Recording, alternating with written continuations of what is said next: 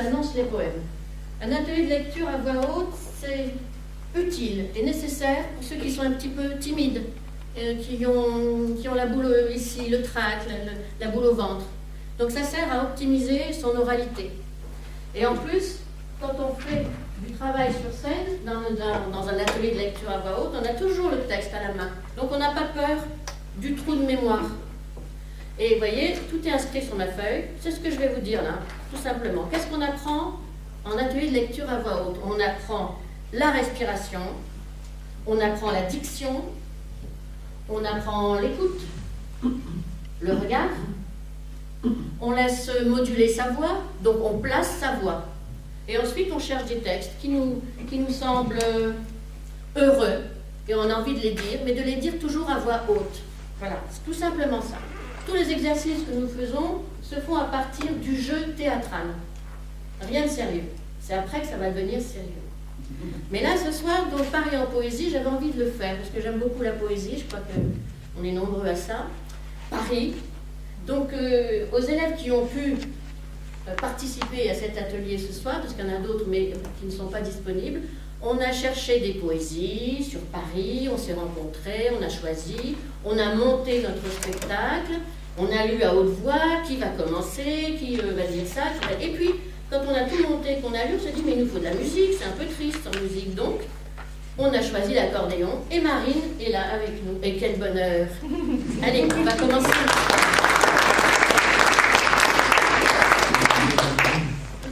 Alors, on va peut-être commencer par... Ah ben Josette, où es-tu? Voilà, Josette. Josette va nous dire Dans Paris, et c'est une poésie de Paul Éluard. Voilà. Et vous savez que Paul Éluard, son poème super connu, hein, c'est La liberté. Dans Paris, il y a une rue. Dans cette rue, il y a une maison. Dans cette maison, il y a un escalier. Dans cet escalier, il y a une chambre. Dans cette chambre, il y a une table. Sur cette table, il y a un tapis. Sur ce tapis, il y a une cage. Dans cette cage, il y a un nid. Dans ce nid, il y a un œuf. Dans cet œuf, il y a un oiseau. L'oiseau renversa l'œuf. L'œuf renversa le nid renversa la cage renversa le tapis renversa la table renversa la chambre renversa l'escalier renversa la maison renversa la rue renversa la ville de Paris.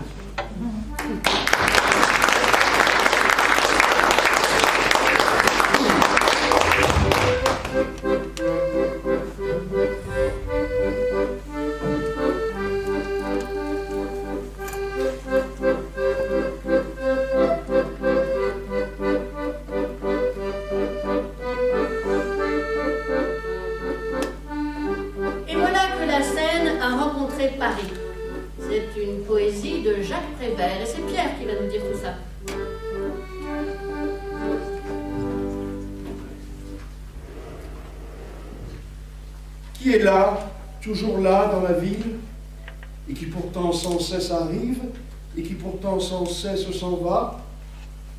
C'est un fleuve, répond un enfant, un devineur de devinettes. Et puis, l'œil brillant, il ajoute, et le fleuve s'appelle la Seine, quand la ville s'appelle Paris. Et la Seine, c'est comme une personne. Des fois, elle court, elle va très vite, elle presse le pas quand tombe le soir. Des fois, au printemps, elle s'arrête et vous regarde comme un miroir. Et elle pleure si vous pleurez, ou sourit pour vous consoler. Et toujours, elle éclate de rire quand arrive le soleil d'été.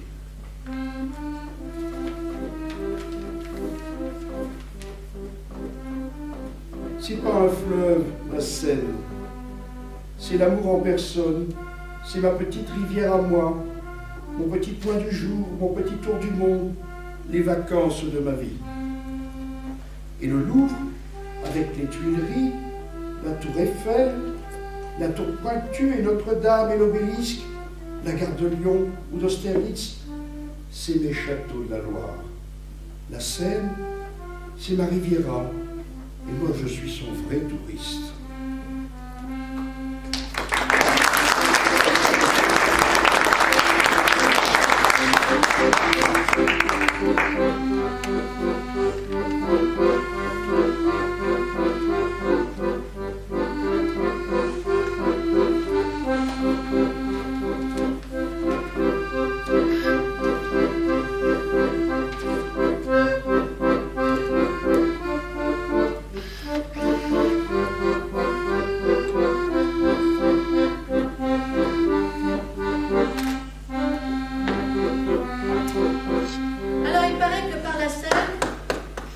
Un hippopotame.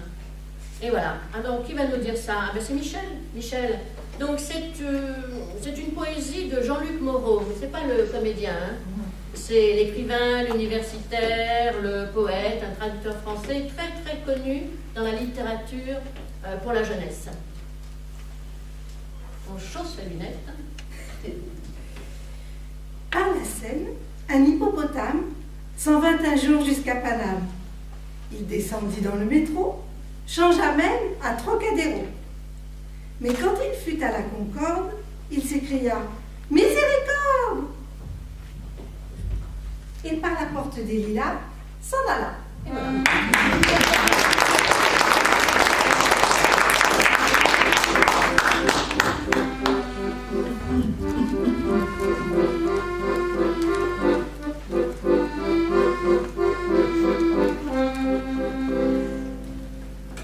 D'accord. Ben, nous allons à la gare Montparnasse. C'est un texte de Gilles Apéry qui date de 1967. Et c'est Michel.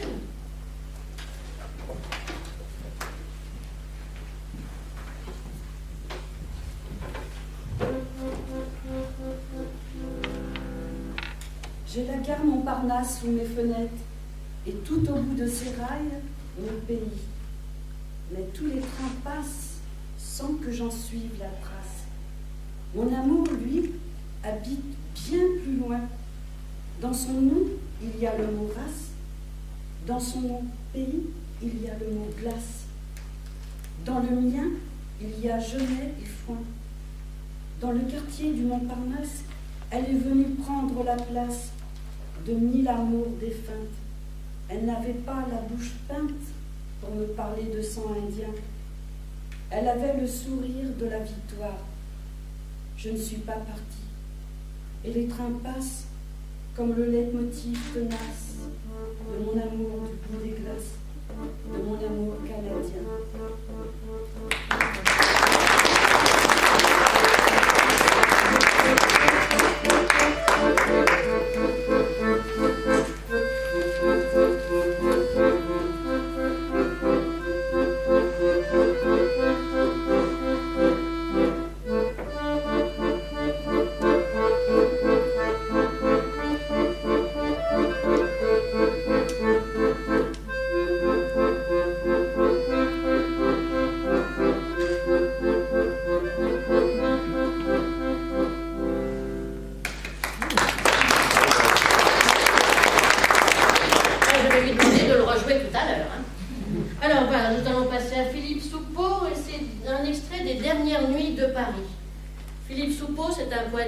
Qui est décédé en 1990 à Paris. C'est un auteur qui est resté fidèle à l'écriture automatique. Il a été journaliste, critique, producteur à la radio et lui aussi l'auteur de nombreux romans. Donc Les Dernières Nuits de Paris, et c'est qui? Paris était noir et sans regard. Je crois qu'il pleuvait doucement, mais qu'aussitôt le vent morose séchait les moindres souvenirs. Paris se gonflait d'ennui, puis sommeillait, comme pour les digérer. C'était sans doute le moment de suivre, pas à pas, les rêves.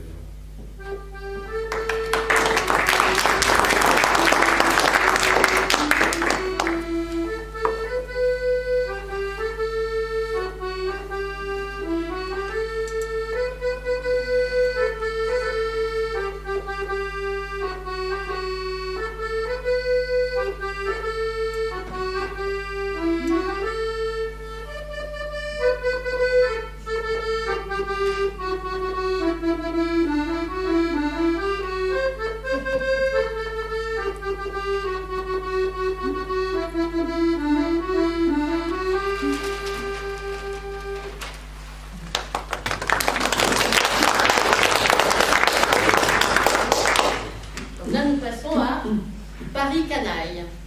Paris Canaille, c'est Léo Ferré, bien sûr. Alors Léo Ferré est un poète franco-monégasque. Et il a créé une quarantaine d'albums. Ça a couvert à peu près 46 ans. Et il a une culture musicale très très classique. Il a dirigé plusieurs orchestres symphoniques. Mais il s'est toujours revendiqué anarchiste. Donc ça, c'est toujours ressenti, entendu dans tous ses textes. Josette ?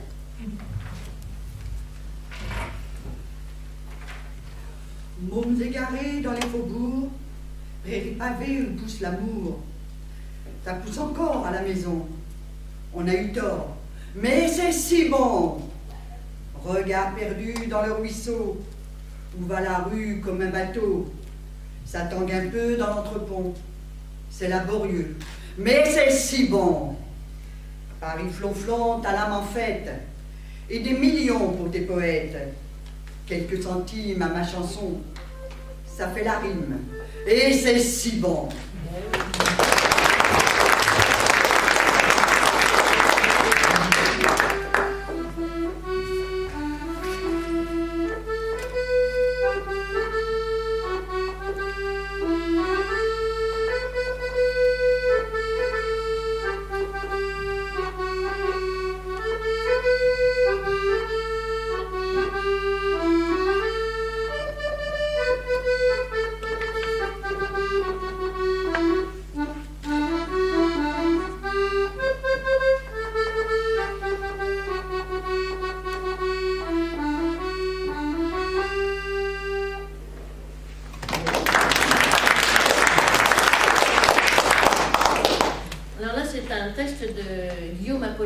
Guillaume Apollinaire, c'est bien sûr, c'est Alcool. C'est le texte le plus connu, Alcool, son recueil, paru en 1913. Et là, il nous parle du pont Mirabeau. Vous savez que du côté du pont Mirabeau, c'est Arletty qui y habitait. Si je t'en prie. C'est Jeanne qui va nous le dire. Donc, c'est Arletty habitait du côté du pont de Mirabeau. Elle en avait de chance. Sous le pont Mirabeau coule la Seine et nos amours. Faut-il qu'ils m'en souviennent? La joie venait toujours après la peine.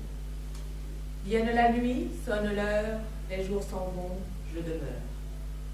Les mains dans les mains, restons face à face, tandis que sous le pont de nos bras passent des éternels regards longs de silence.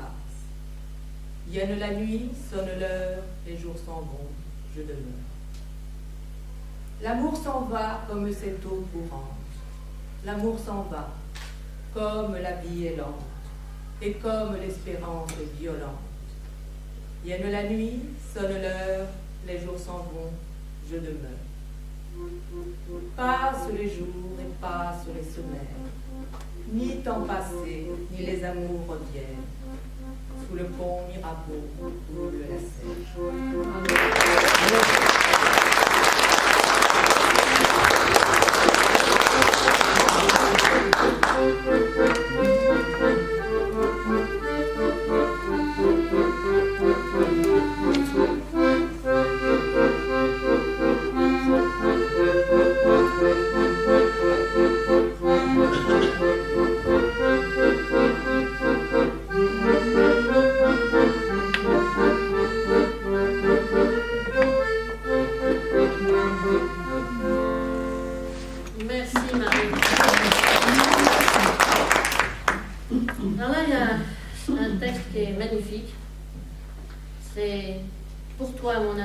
De Jacques Prévert.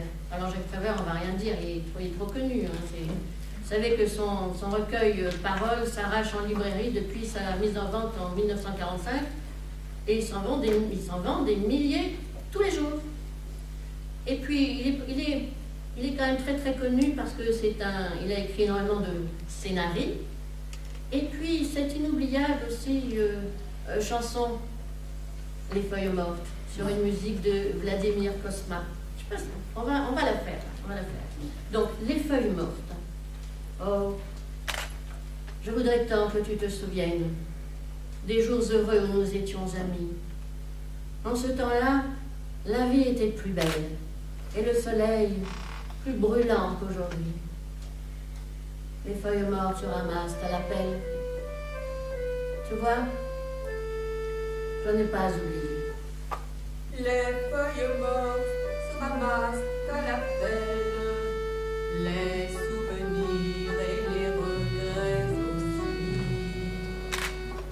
Et le vent du nord les emporte dans la nuit froide de nuit.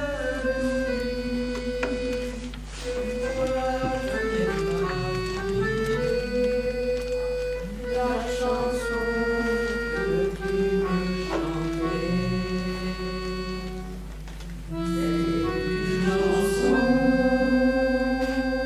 qui nous ressemble.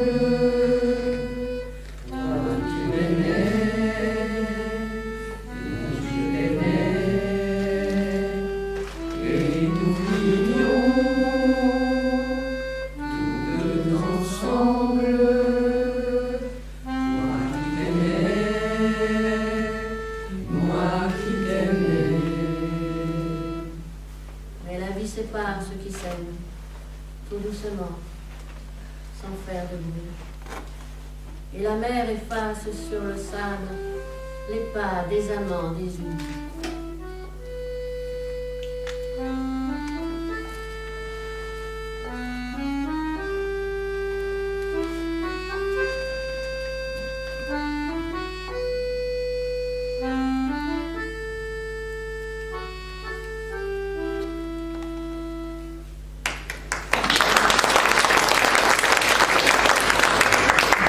Allez, on va aller faire un tour au marché aux fleurs.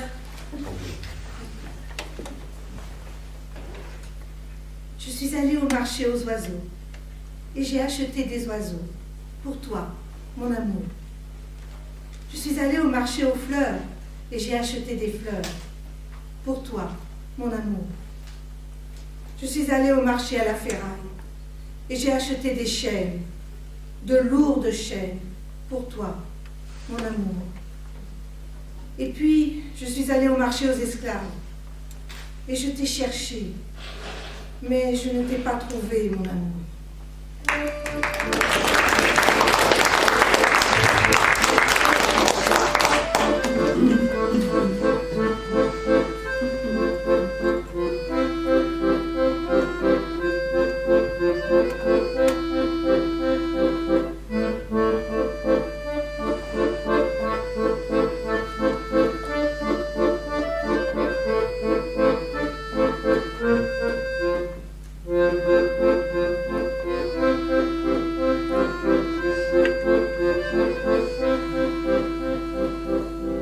Et le mal de Paris. Le mal de Paris, c'est un texte de Mouloudji. Alors, Mouloudji, bon, je ne peux pas tout vous raconter, c'est comme ça, alors c'est pas possible, j'ai pas le temps. On va dire que depuis, à partir de 1947, il a écumé tous les cabarets. Ça devait être une chouette époque d'ailleurs, d'écumer tous les cabarets, de chanter, de dire des poésies, de passer d'un cabaret à l'autre le soir. Il y a certainement des rencontres extraordinaires. C'est un Mouloudji est très, très engagé, bien sûr. Et puis, il s'est éteint en 1994. Mais là, donc, c'est le mal de Paris.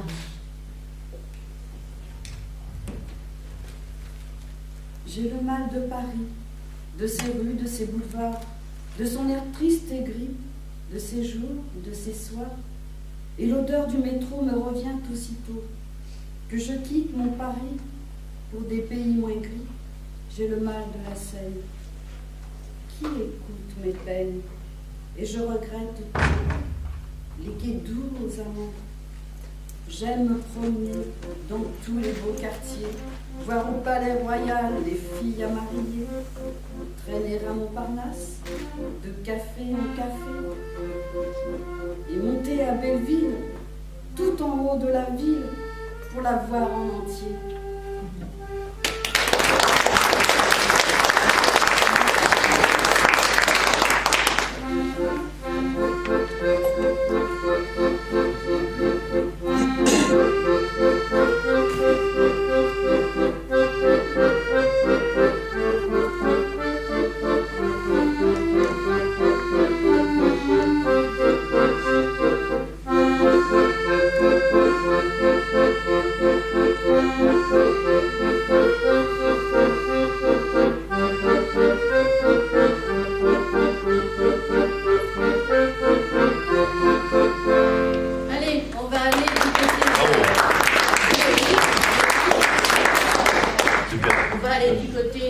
d'Enfer Rochereau. C'est Jacques Charpentreau qui nous a écrit cette poésie. C'est un professeur de français, je crois, voilà. Et puis, il a quand même rédigé le dictionnaire de la poésie française et il a reçu le prix Georges Dumézil de l'Académie française. Alors, qui commence? À d'Enfer Rochereau, sur son socle là-haut, un lion très comme il faut surveille les autos du matin jusqu'au soir. Il fait plaisir à voir.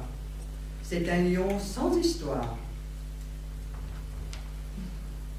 Quand le temps est au beau, le lion fait du vélo. Quand le temps est à l'eau, il fait du pédalo. Il va voir ses amis, les chevaux de Marie, les lionceaux et les lions, place de la mission. Au milieu de la nuit, le lion bâille et s'ennuie. Il saute de son socle, il chausse son binocle, il prend son parapluie et disparaît sans bruit dans les rues de Paris. La nuit, les lions sont grands. Il revient au matin d'un pas plus incertain. Il ôte son binocle, il saute sur son socle et devient aussitôt un lion très comme il faut, immobile là-haut, à d'Enfer Rochereau.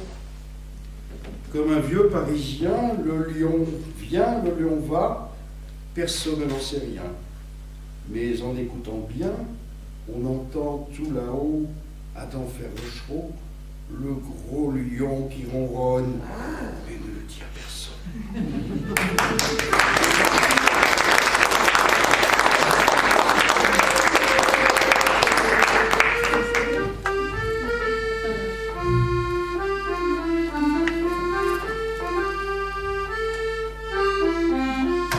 C'est une java qu'on entend, non?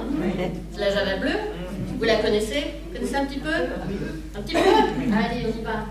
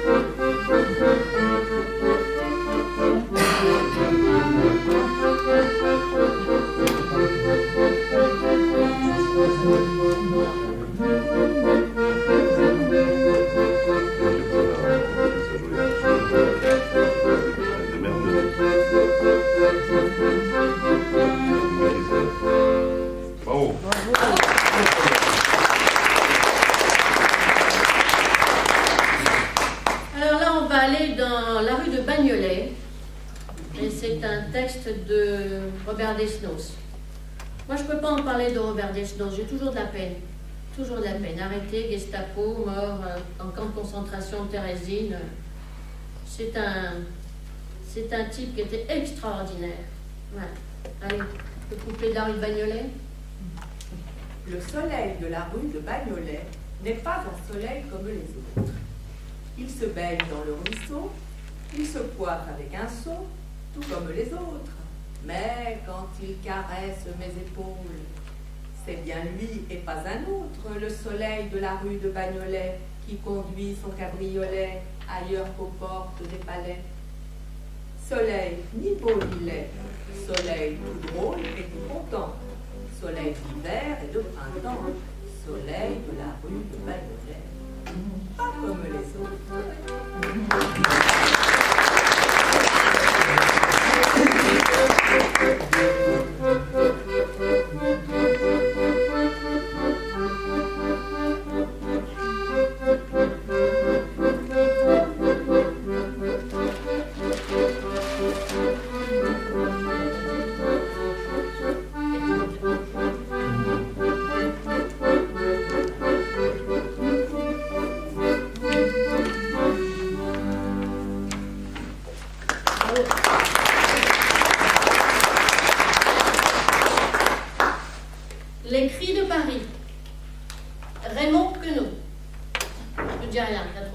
Oulipo, mathématicien, enfin Monzel, tout ça, non, allez, vas-y, je...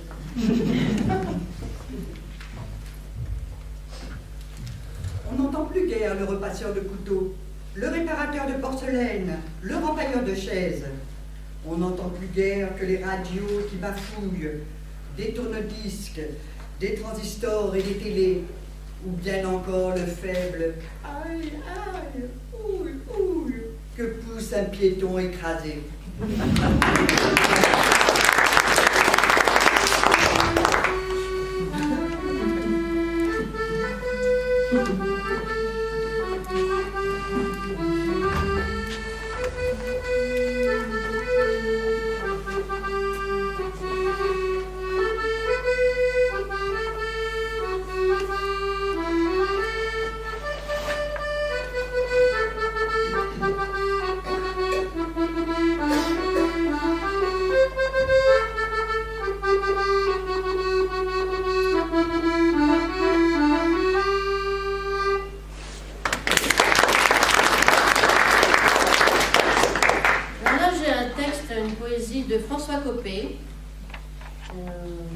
Son titre, c'est le spleen de Paris. Ça fait partie d'un recueil qui s'appelle Promenade et intérieur. François Coppée, moi je l'ai connu, j'ai connu ses textes, parce que quand même il est né en 1842 et il est décédé en 1908. Il n'était pas encore né à cette époque-là, voyez-vous. Donc moi je l'ai connu parce qu'il a écrit une pièce de théâtre. Il a écrit une comédie en un acte et en vers qui s'appelle Le Passant. Et dans tous les cours de théâtre, on nous faisait travailler cette pièce, cette comédie. Mais je ne connaissais pas le spleen. Alors là, on va écouter. Je suis un pâle enfant du vieux Paris, et j'ai le regret des rêveurs qui n'ont pas voyagé. C'est vrai, j'aime Paris d'une amitié malsaine. Devant la vaste mer, devant les pics neigeux, je rêve d'un faubourg plein d'enfance et de jeux, d'un coteau tout pelé, d'où ma muse s'applique à noter les tons fins, d'un ciel mélancolique, d'un bout de pièvre avec quelques champs oubliés, où l'on tente une corde au tronc des peupliers pour y faire sécher la toile et la flanelle, ou d'un coin pour pêcher dans l'île de Grenelle.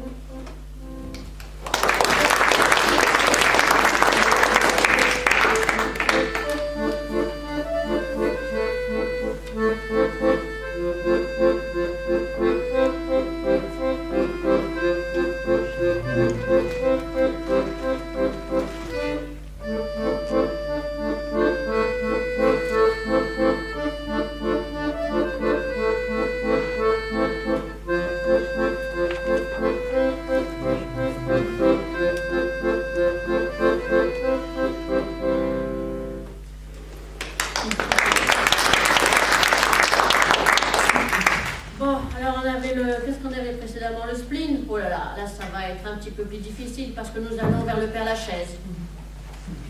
Et le Père-Lachaise, c'est un texte qui est écrit par Antoine Blondin. Et Antoine Blondin, finalement, il a sa tombe qui est située au Père-Lachaise. Et sa tombe est située dans la 74e division. Elle n'est même pas indiquée sur le plan à l'entrée du cimetière. Donc il faut vraiment chercher pour trouver sa sépulture. Et on sait qu'il a passé quand même de nombreuses années dans les bistrots, dans les bars à vin. Il y en a un très très connu qui est rue du Bac. C'est marqué ici, passé, etc. Antoine Blondin. Donc on revient à ce cimetière du Père-Lachaise et finalement sa sépulture se trouve en contrebas du chemin léger et face au mur d'enceinte. Voilà. Et loin des honneurs dus à son rang, parce que c'est quand même un écrivain majeur du XXe siècle. Voilà. Tu vas nous parler du Père-Lachaise alors, Michel? J'ai vu tout de suite que ce cimetière n'était pas comme les autres. Celui-ci appartient déjà à l'autre monde, par sa porte en demi-lune, la pente douce de ses verts paradis, la rocaille tortueuse de ses mausolées. Avant d'y pénétrer, on devine qu'on ne fera jamais le tour, qu'on ne parviendra pas à épuiser le labyrinthe de ses allées, ni les prières et les promenades qu'elle suggère. Cette chapelle qu'il faut gagner par paliers Cet azur allégé au-delà des cheminées, ces peupliers fervents, comme des cyprès bien tempérés. C'est un coin céleste soudain dans une banlieue de faits divers et, dans la symphonie qu'on laisse derrière soi, c'est aussi un point d'orgue, de grandes orgues. Parti d'un bon pas, je ne tardai point à m'égarer. Je perdis le fil du système pour m'enfoncer davantage au fond d'un taillis chaotique de chapelles dentelées, de temples arides, de tumulus cubistes, de pagodes biscornues, de blocos funéraires et d'édicules votifs où le fer forgé, le marbre, le granit se chevauchaient à l'envi. Il s'en dégageait une majesté cosmique et brouillonne, comme si la création entière y fût empilée. Et l'impression qu'en fouillant plus avant, on retrouverait Adam et Ève. Ici, c'était la vraie ville de mort, en marge de l'autre, avec ses palais et ses taudis, ses fastes superbes et ses humilités agressives.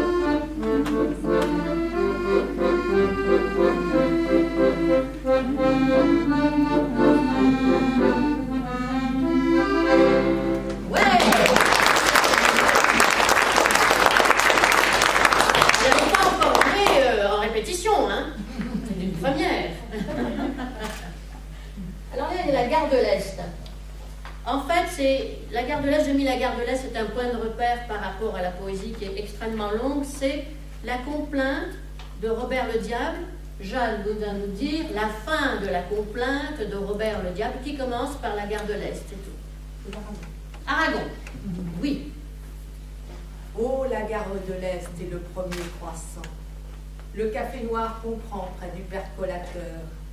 Les journaux frais, les boulevards pleins de senteurs, les bouches du métro qui captent les passants.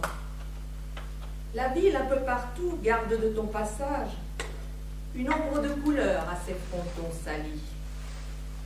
Et quand le jour se lève, au Sacré-Cœur pâlit, quand sur le Panthéon, comme un équarrissage, le crépuscule met ses lambeaux écorchés, quand le vent hurle au loup dessous le pont au change, quand le soleil au bois roule avec les oranges, quand la lune s'assied de clocher en clocher. Je pense à toi, Desnos, qui partis de Compiègne. Comme un soir en dormant, tu nous en fis récit. Accomplir jusqu'au bout ta propre prophétie. Là-bas, où le destin de notre siècle s'est. Je pense à toi, Desnos, et je revois tes yeux, qu'explique seulement l'avenir qu'ils reflètent. Sans cela, d'où pourrait leur venir, ô poète, ce bleu qu'ils ont en eux et qui dément les cieux?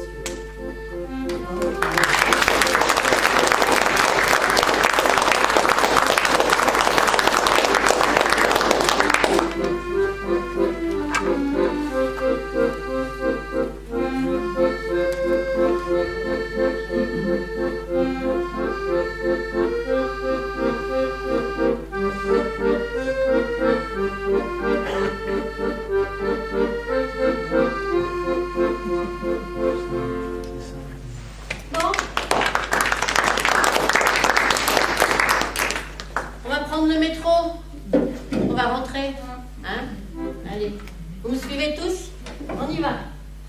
Le métro, c'est une poésie de Jacques Charpentreau. Je mettrai dans le métro un grand trait. Et des oiseaux, Des pies, Des jets, Des corbeaux, Des rossignols, des rouges-gorges, des alouettes, des pinsons, du blé, du seigle, de l'orge, Tu mettras dans le métro 2 gros chats.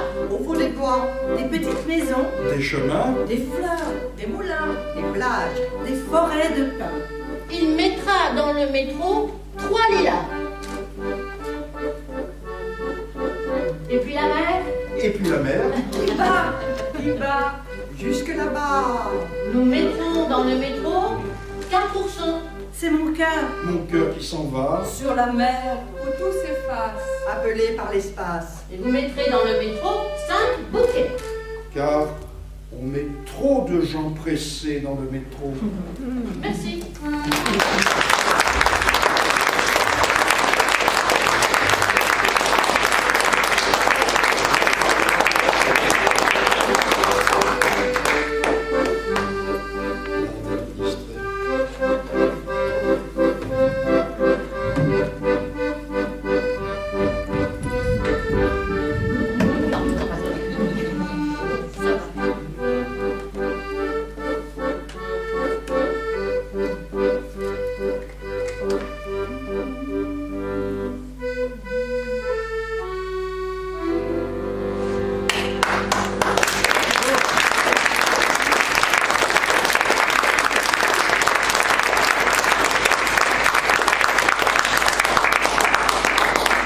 Je voulais vous dire merci d'avoir répondu à notre invitation.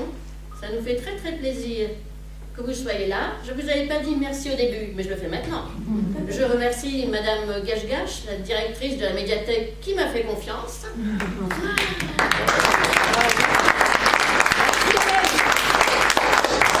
On n'a pas voulu faire trop long, parce que c'est quand même très difficile la poésie. Hein. Donc on fera ça la prochaine fois beaucoup plus long. Quand vous reviendrez, on va vous préparer quelque chose. Donc Marine, à l'accordéon.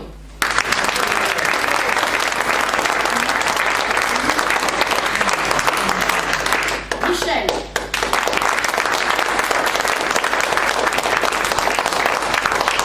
Claire.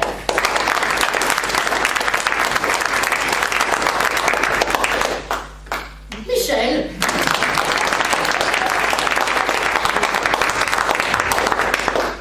Joseph.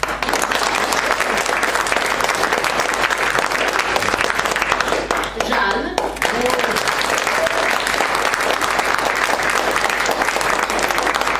Hélène, Eh ouais, et moi.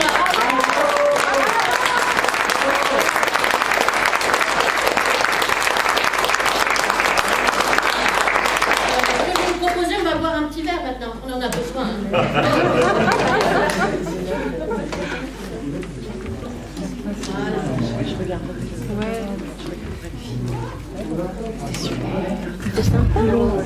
Je coupe là, je crois que c'est ça.